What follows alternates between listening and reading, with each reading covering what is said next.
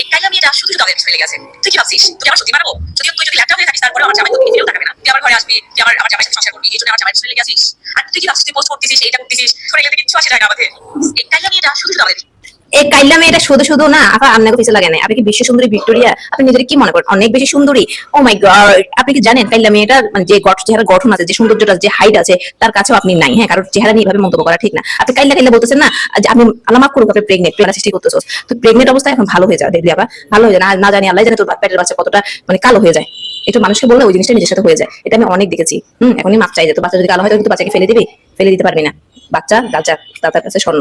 হ্যাঁ, আর কালো হইলো আখি তোর চেয়ে অনেক সুন্দর আছে, চেহারা গঠন হাইট সব ঠিক আছে। তোর হাইটও নাই, চেহারা সুন্দরও নাই, কোনো কিছু নেই। তোর যাবে সংসার, তোর জামাই সংসার করতে যাবে, তোর জামাইকে বিয়ে করতে যাবে, এরকম পাগল মানে বাংলাদেশে নাই কেউ।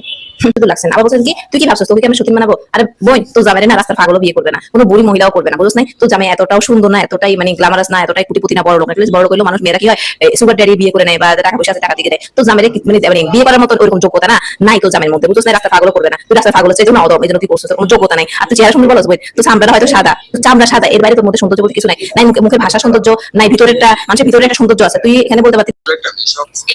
তানিয়া আপু একদম ঠিক কথা বলেছে, কখনোই অহংকার করা উচিত না, অহংকার পতনের মূল।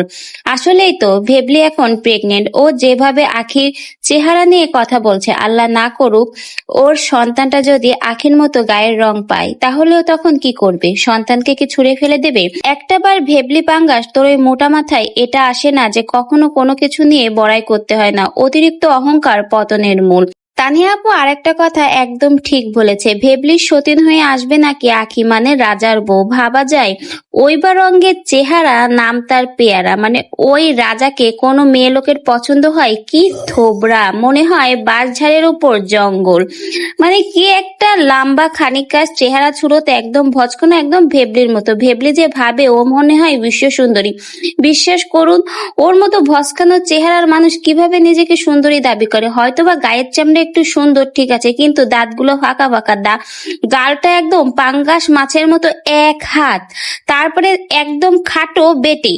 তা ও নিজেকে কিভাবে বিশ্ব সুন্দরী ভিক্টোরিয়া মনে করে? এটাই তো ভাবে না। আর ওর ওই বল লাম্বা ধারাঙ্গা ভদনা রাজা, কোনো মেয়ের ওকে দেখলে রুচিতে আসবে? একবার বলুন, যে মেয়ের সামান্য একটু রুচিবোধ পছন্দ রয়েছে সে কখনো দেখে শুনে ওই ভদনাকে পছন্দ করবে না। সেখানে আখির কথা তো বাদই দিলাম। ভাই, তোর মেন্টালিটি এতটা নিম্ন যে তুই আখিকে সতীন করে আনবি সেটাও চিন্তা করে ফেলেছিস।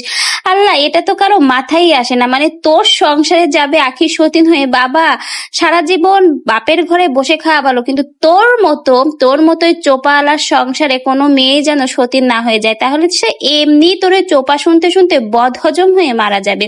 তো তানিয়া আপু যে কথাগুলো বললো, আসলেই এই মেয়ে একদম থার্ড ক্লাস চরিত্রহীন। না হলে লাইভে এসে এই কথাগুলো কোনো মানে যে সকল মানুষের একটু বিন্দু মাত্র আত্মসম্মান বোধ আছে সে কি এই কথাগুলো বলতে পারে? একবার ভেবে দেখবেন।